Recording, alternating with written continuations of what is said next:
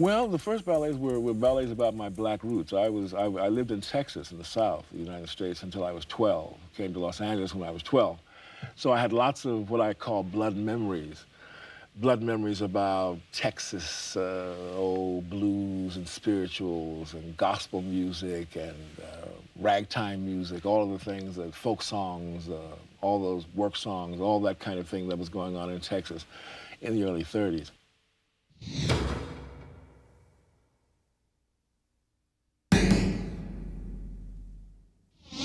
Where we were,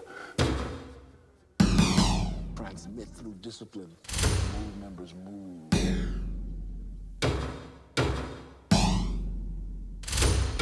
Baptized blood memory, you know.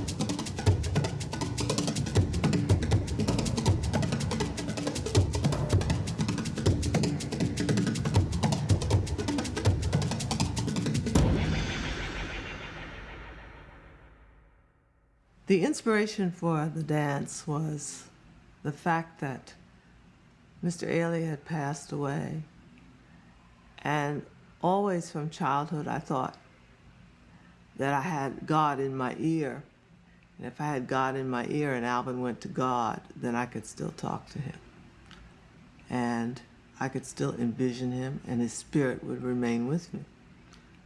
So the idea was having a conversation with him and being able to let him know that everything was all right.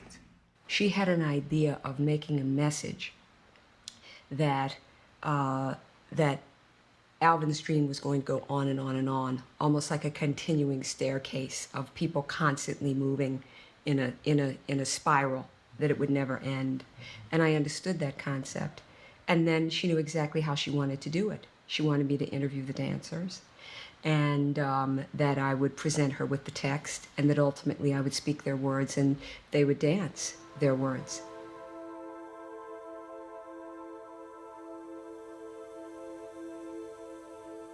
Because it's such a magical place, you know, the Cathedral of St. John the Divine. It would be the natural thing because Alvin had different things he had performed there at St. John the Divine. He liked us dancing there. We did revelations, starting out like that with our heads up and our hands extended and looking up into this incredible cathedral. Very dramatic, to say the least. Very emotional, to say the least. And I remember seeing his mother's face, very strong, striking face, like she could have been a cabaret star. And just so many faces we'd seen for years and years and years. People you hadn't seen for years and years and years. And everyone just kind of showed up there that day. You know, it was just jam-packed to the rafters. And people outside, you know, trying to get in. And I think it really hit me then how much he was loved by, you know, so many people other than just in the dance world, you know, how vast his whole influence, you know, was. It was like a, you know, president or someone had died, a head of state. And Judy spoke. It was more or less on the lines of a poem. She just talked about him. There were 5,000 people there. There were people outside the doors. At one point, a lady walked down the middle of the aisle, almost reaching the casket. And I think she was a homeless lady. And I remember looking around for recognition from somebody. Somebody knows who this woman is. Somebody knows who it is. I don't know if anybody knew who she was. And the fact that no one knew who she was, or as we looked around, there were people that you couldn't recognize, said something about who Alvin decided he'd participate in life with. And it was all of us. It is fitting that he says his last farewell here because he's very much like this cathedral. Lofty, wide, airy, strong because it's made of stone. And yet at the same time, he had that delicacy and that vulnerability of the stained glass windows. Those tiny You know, you stand in the pulpit and you see this sea of people. I don't know if Alvin really knew how many people loved him. I said, it's just like Alvin to command a standing room audience only. And I kind of, smiled about that even in death, he was attracting so many people to send him home. He made us believe we could fly. He gave me legs until I could stand on my own as a dancer and as a choreographer. My mentor, Alvin Ailey, was my spiritual walker.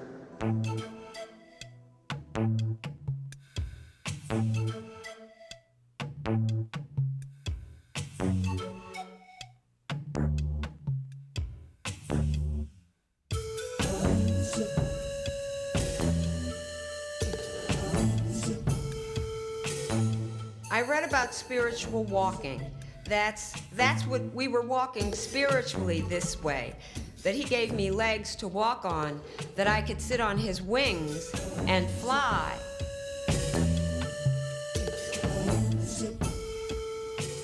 But that's why it's easy for me now, comparatively easy for me. And this transition has been comparatively easy because he's not here physically.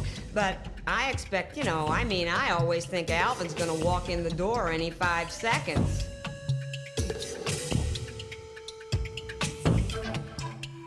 Or come on from the upstage wing and come on stage. He's here. He's here. And that's why the curtain's going up, because he's here. And just walking the same way we were walking before, it's just that he can't show me physically steps to do, but he's still here. He's here. It's like my mother is here. As long as what they've contributed to you all their lives is still with you, and you can continue that lineage that started with him, with Katherine Dunham, and God knows who started Katherine Dunham. You go back to what got out on this planet. That is just a continuation of the line, and that's what I'm talking about, spiritual walking.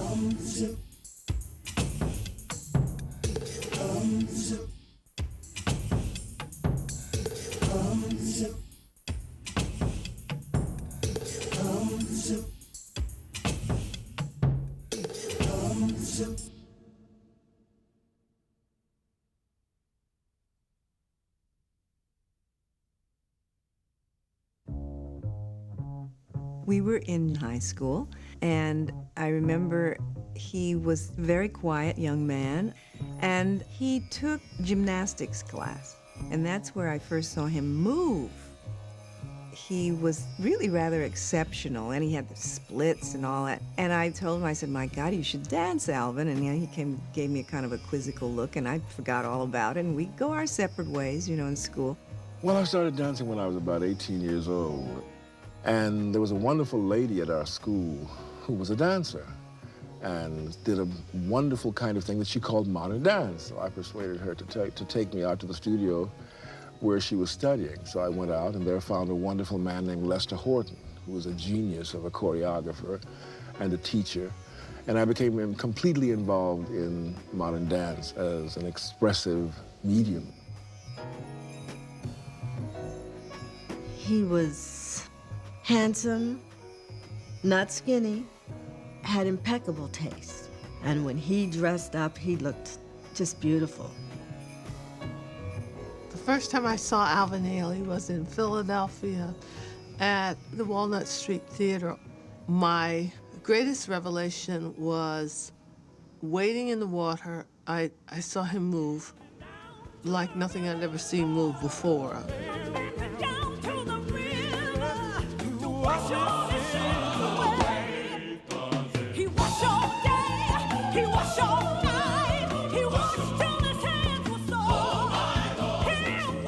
Working with Alvin was always great fun because he was just enormous.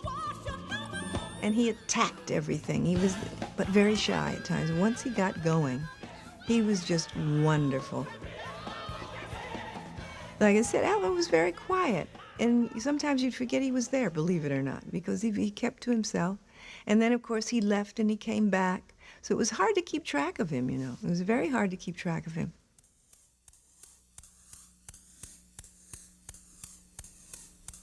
Coming towards the end of his life, his career, he asked me again, "Do you want to work next to me?" I said, "No, Alvin, I want to dance. I still want to dance." And we were in the dressing room in the Wiltern Theater in Los Angeles. And he said to me, "You know, I'm going to die soon." I said, "Oh, Alvin, please. Oh, Alvin, please. We're all going to die." I didn't know he was delivering me a message. See, that's how naive I was. I said, "Alvin, you have to take care of yourself. You have to make sure you rest and eat and stop drinking." I said, "All that weight on your heart is not good, da-da-da-da-da." I thought he had a heart problem or something like that. And that's when I told him about, I knew what he was doing all those many years with his money. And that's when I told him that he was saving his money and giving it back to the company and so forth and so on. And I said, "You know, Alvin, I never did tell you this." I said, thank you very, very much from the bottom of my heart for giving me all these wonderful ballets that I have performed with this company." We never spoke of love. There was a brotherly love, more so, he was more like a father image for us. I mean, we never put our arms around him and said, "Hey, Al." Towards the end, we started joking, "Hi, Al," things like that, but we were not serious. We would never call him Al in public, and he never wanted to be called Mr. Ailey in public by his dancers. We always called him Alvin. No, I never did say the words, "I love you." He knew that, but it was not spoken. Dudley's been with the company for over 33 years. And in his section, he almost chastises Alvin for doing what he always did with his money, which was giving it back to the company again. And I remember him saying to me, he said, I want a company of dancers who can do everything. I want it to be a big company, to do big dramatic works. It was coming so quickly, he didn't seem aware of how big it was becoming. Alvin's company, you see, it hit at a wonderful time because it was when all the black movement started, and to have that kind of technique and that kind of choreography, some way it hit right, and I think Revelations did it. In Revelations, Alvin really created magic with soul. For my initial fee, to Alvin for those first photographs I did was $5 a picture in 1961. So he came up with 8 $5 bills and paid me for 8 pictures. And some of those are the Revelations pictures that are now known all over.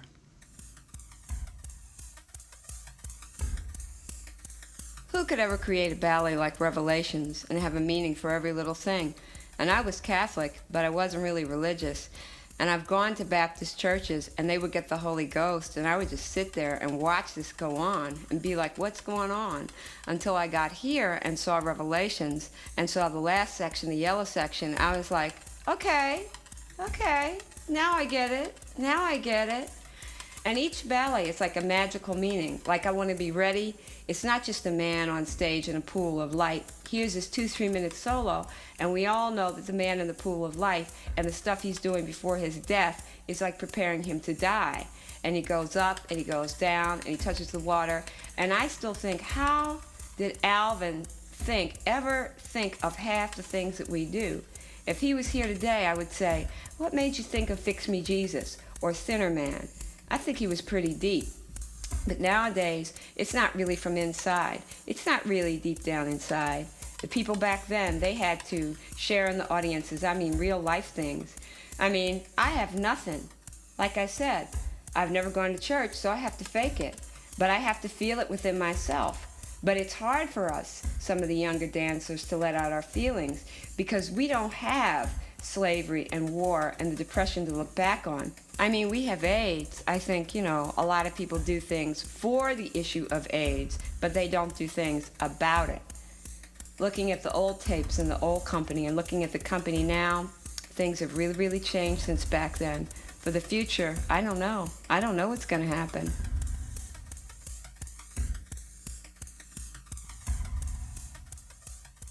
The question of I have nothing, when it was titled, I said, my God, is he really thinking he has nothing? He's saying that he has nothing to fall back on, that there's no war, or, that there's nothing to really fight. And he says, well, we have AIDS, but he obviously wants something more done about it. No trials, no tribulations, no turmoil, he says. And I think to myself that the history of this company is a testament to a trial and tribulation.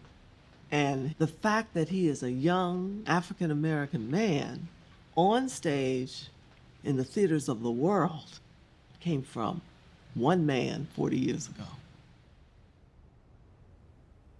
I believe in spirit, and then I believe a manifestation of spirit is dance.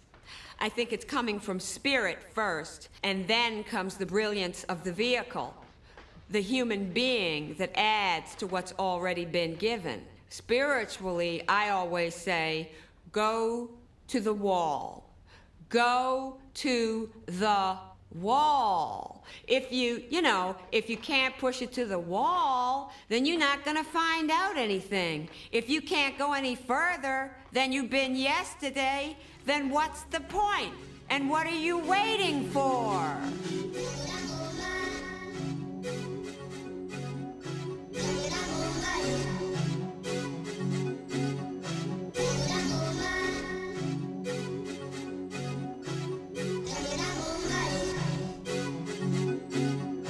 I believe in spirit, and I believe a manifestation of spirit is dance, dance, dance, dance. I think it's coming from spirit first. Dance, vehicle, dance, vehicle.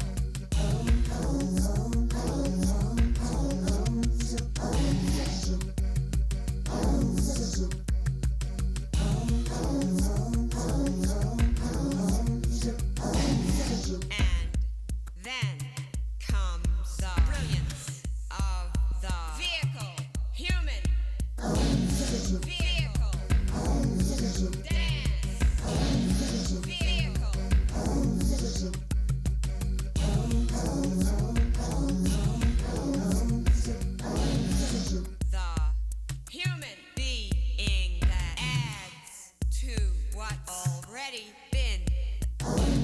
Given. Spirit. First. Then. Fear it. Choose. Elite. I always say. Dance. Always. Dance. Always.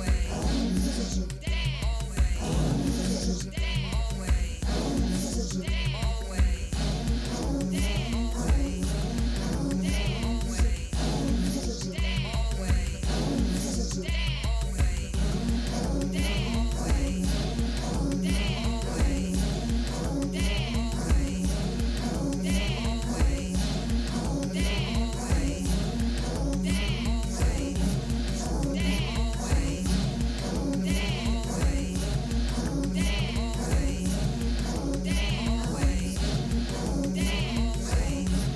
Always. Dance. Always.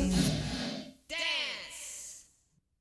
Spectacle I'm interested in, yes, because I think that the audience that comes to the theater wants to be entertained, you know, in a very good way. Social statements, yes, I'm concerned about making social statements because I'm a black person who was grown up in a country which is intensely racist. The very idea of having a company of primarily black dancers is to me a social statement.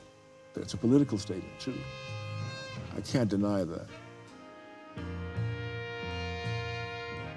When dealing with Alvin and his messages, there was a way of protesting through educating people, the public. Actually, we're encouraged to confront the audience, you know, with our gaze, to really speak to them very directly. Whether you change them or not, but to confront them with it is, I guess, the most important thing. And then you embrace the people that embrace you in those ideas, and that's how you change the world. You know, we have this problem in art, this fear among many critics, artists, and the audience that once you become political, you become didactic, and you therefore lose some of the grace of what you're trying to do. Now, when they did Survivors, and were told by a group, I suppose, of white supremacists, Survivors being about Nelson Mandela, that if they did that ballet, these supremacists in Florida were going to do something, the dancers were afraid that they would be on stage and be shot.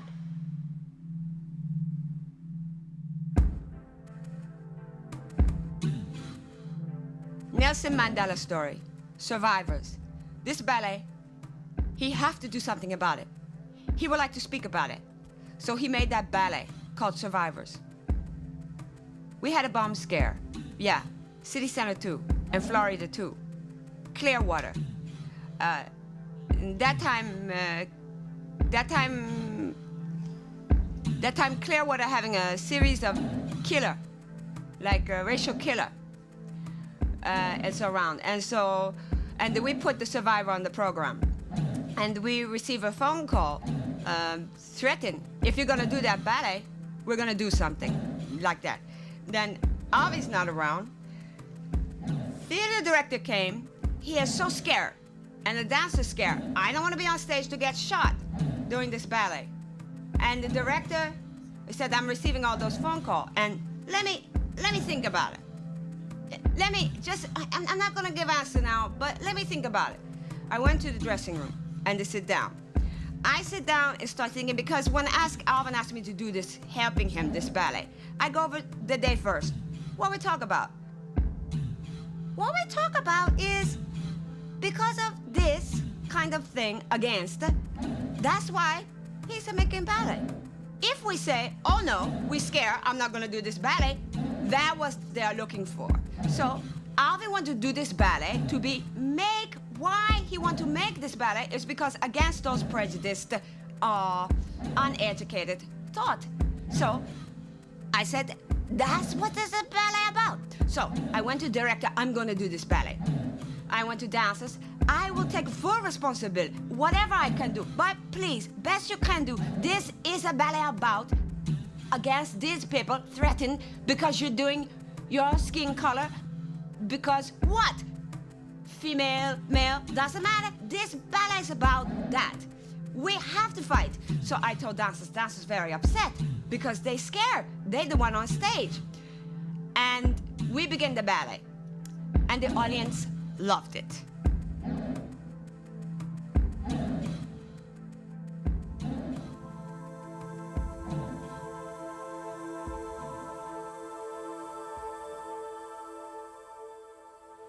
The reality is the dancers didn't want to dance. For Chaya, he recalled that the very thing Alvin was trying to do had to be done. Every work he does is very honest to human spirit, and nothing to do with the color of the skin, nothing to do with the where it come from. I mean, basically what you feel about it, what you love about it. And as long as you're very honest to yourself, and then it works for his ballet.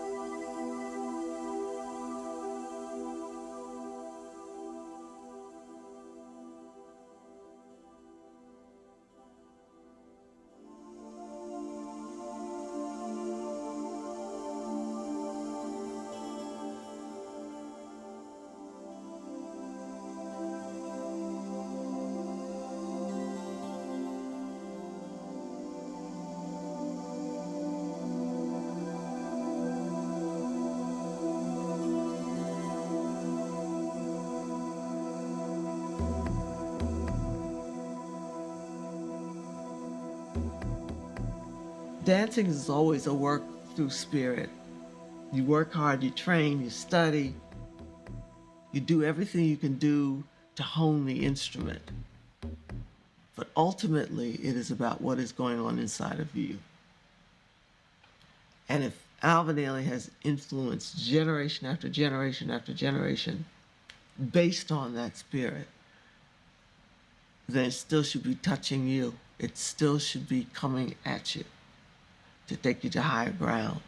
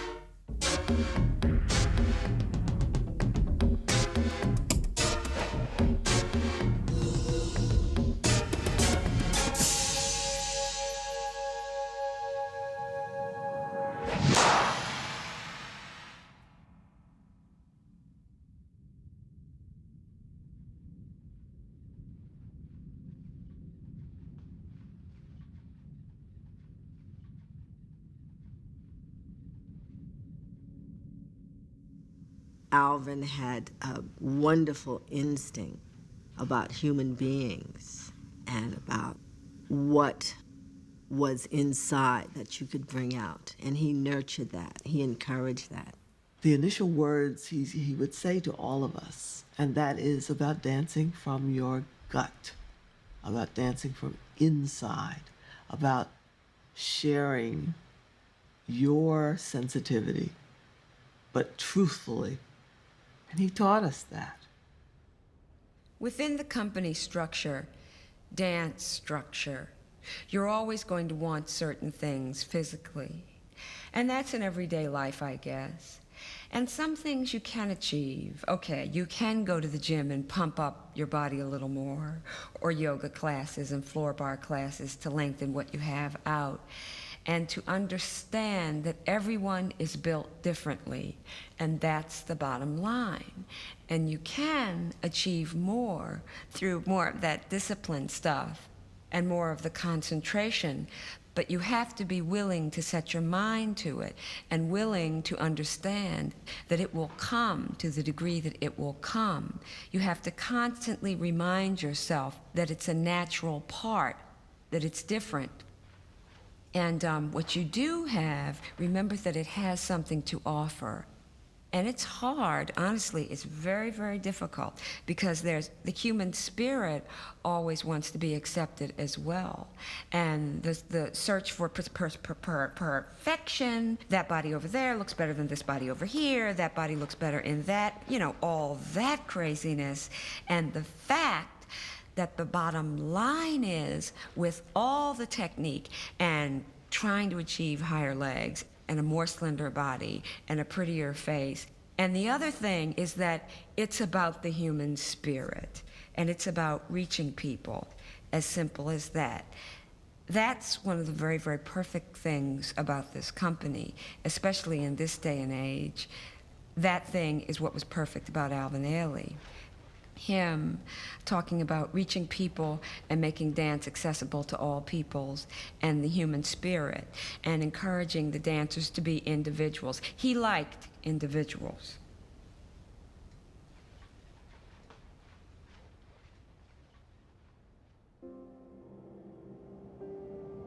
Been on a tree, baby, did you hear the whistle blow? I think in '80 he had a nervous breakdown. There were warning signals going up all along. Warning, warning, I need help. He was extremely worried about paying the rent, paying bills, paying the dancers, losing dancers. You know, they could go and do a Broadway show and make so much more money and feel like human beings. I think one of the things that broke his heart was that I left in the '80s to do Broadway. He was real mad at me when I did that, but it was something that I had to do. Also, I think he had moments where he was beginning to feel maybe dry as a choreographer. Creation is a very lonely path. He created so much life on the stage, but did not create the life that he needed when he left the theater.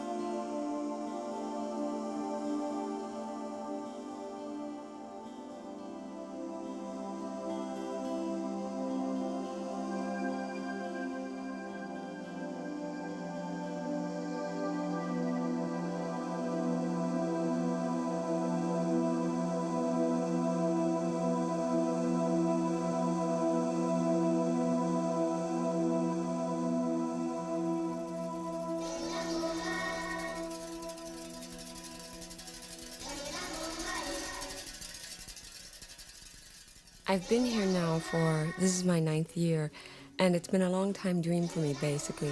I've seen the company many, many years ago when I was a little girl in the Philippines, way back with Judy and the older members, you know, the first company and all that stuff. I keep on telling Judy this, and I think I remember telling her when I did get here, or when she came and joined the company again. I remember this black dress that she wore when I saw her in this party that the Marcoses gave, and she wore this, and it was amazing because I couldn't believe it. When I first saw her or the company, I said, this is the company I would love to join to someday when I come, you know, to America and become a real professional dancer. I was dancing there with a Philippine company. I was 10 years old. I remember telling her about this dress that I saw, this long black dress with a long cut in the back. And she goes, oh, that dress? I saw Judy as a goddess when I saw her then. As a little girl, I was like in awe. I was like, I can't believe this woman. I had never seen anything like it. I had never seen a black woman. I was just totally in awe. I was just totally in amazement.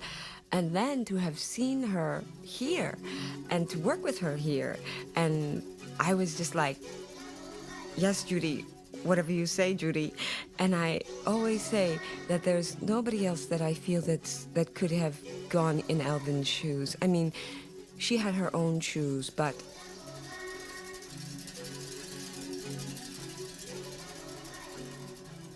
the first time I photographed Judith Jamison was with Alvin, actually.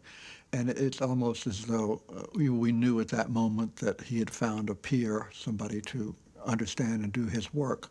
And then he started making dances for her.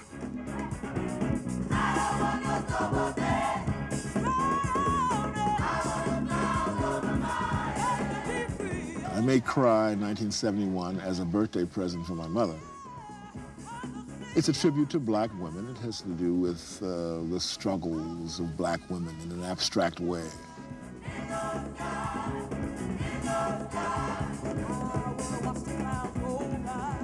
I'm very turned on by dancers, especially by great dancers. I just think that, you know, to get into a studio and work with a wonderful musician, an artist, a physical being like Judith is just the supreme tribute to me as a choreographer.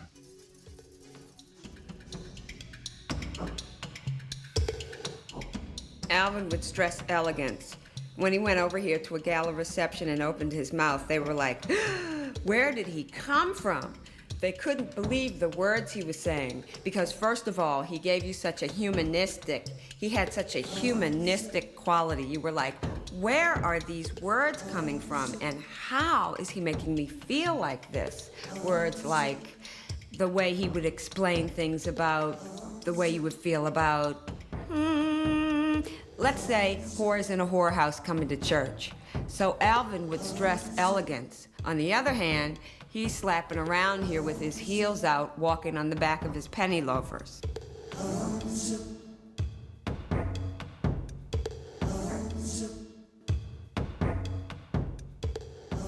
I thought it was very important to use the stories of the dancers because I wanted to express the echo that he's left.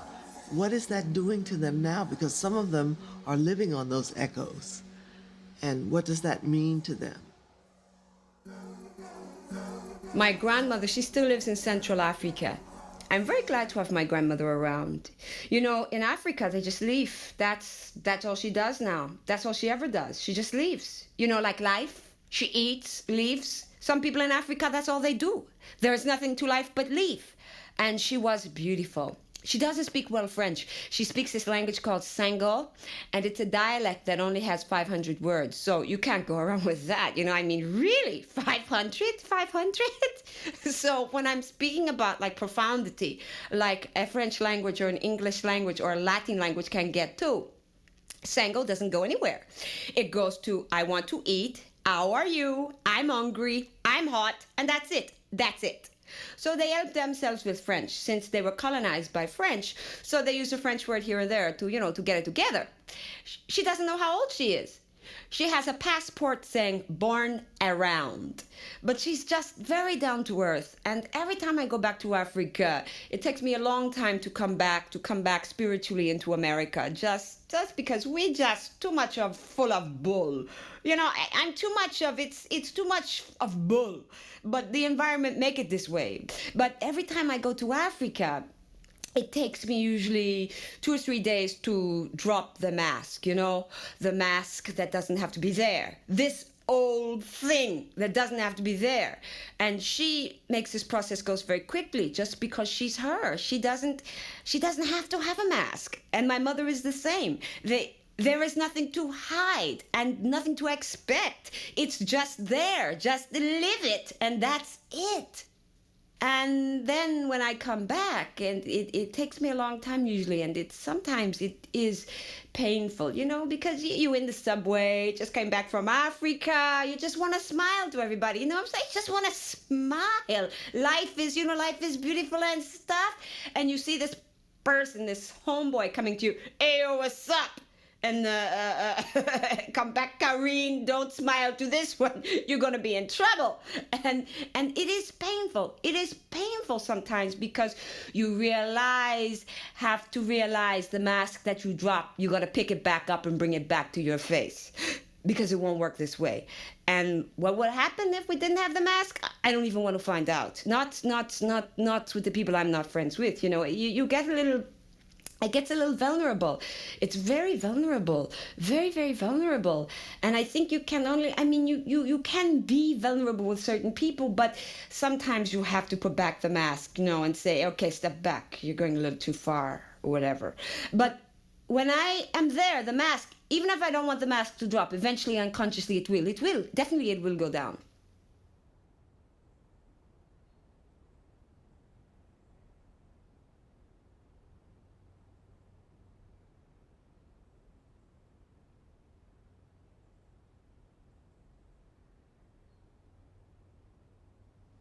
Alvin always pushed everybody to do more. And he used to do it sometimes by anger, and he used to do it by love. He cajoled you. He'd do anything he would have to do in order for you to step to that next place. Learning from Alvin is almost you don't know you're learning. It's not, you study this, you learn this, you remember this, not like that. It's just suddenly like one brick and then second brick, suddenly you realize you have a house.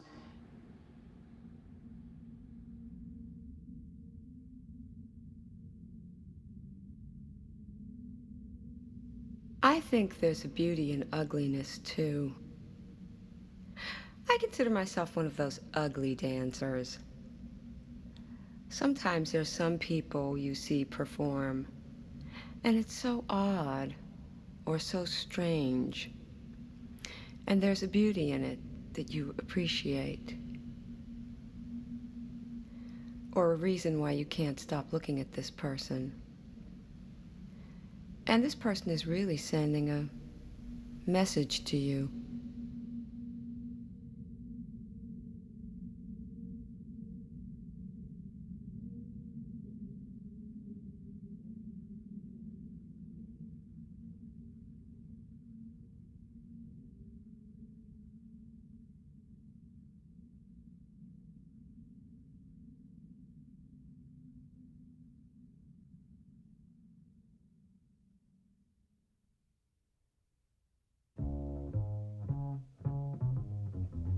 Alvin would always say, I pray a lot.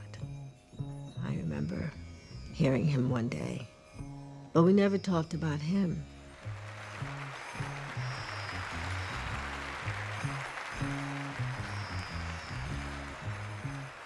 He just won an award at the Kennedy Center, and I could tell that he was really not well.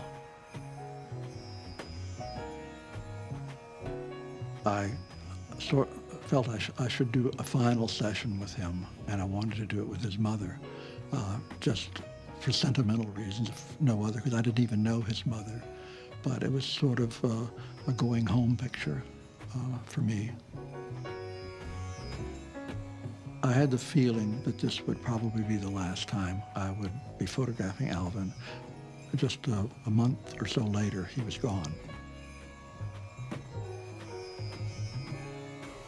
When Alvin died, it was his mother's decision to call it that rare blood disease and not to say that it was AIDS or HIV positive. There were several people in the company who were HIV positive and had passed on. And our reaction to that was always one of great and profound loss and sadness. But yet, that was usually the end of the dialogue, really. They're wearing those little red things, but nobody's really doing anything about it. And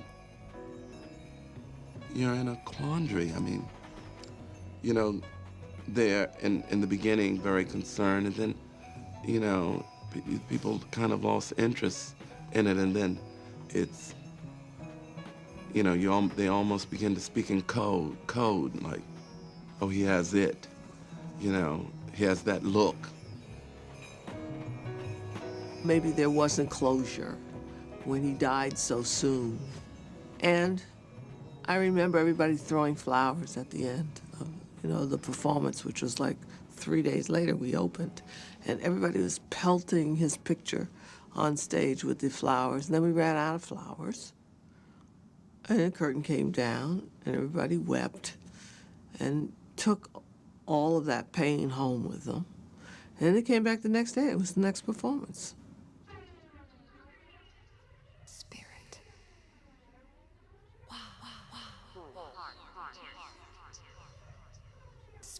To the beat, wanna know,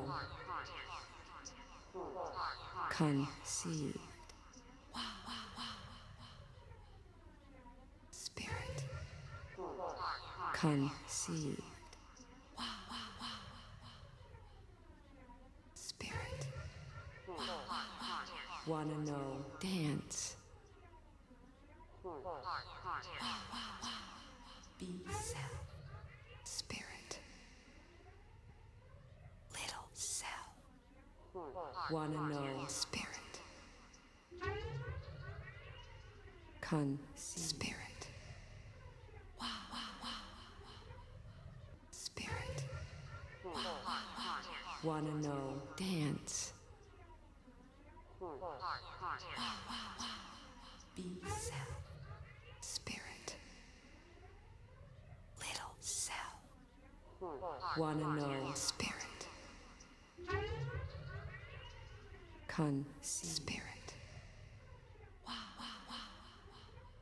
Spirit.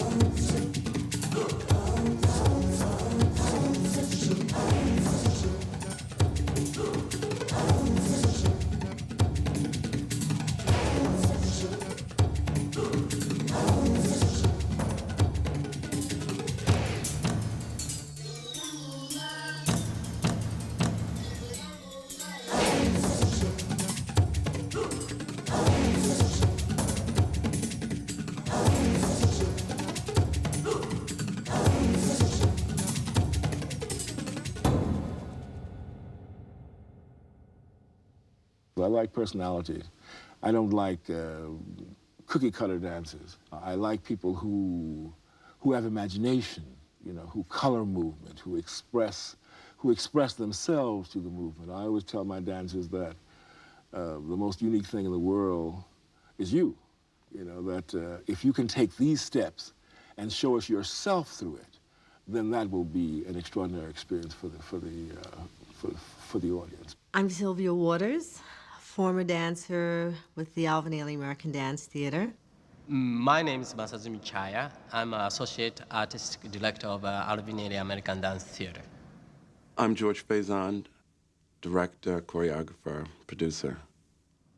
My name is Judith Jamison, and I'm the artistic director of the Alvin Ailey American Dance Theater. I'm Alvin Ailey. I'm a choreographer.